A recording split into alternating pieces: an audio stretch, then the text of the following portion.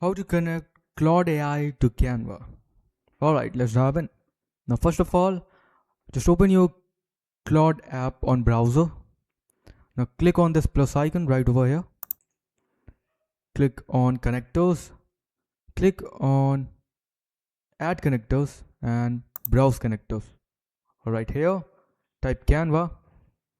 Click on Canva. Now, go to connect to Claude.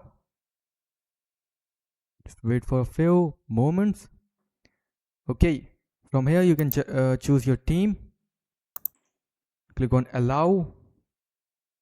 Alright, so your Canva is connected. Now if you want Claude to work on your design, or if you want some information about your design or some feedback, just click on this plus icon, click on connectors, and now click on add from Canva.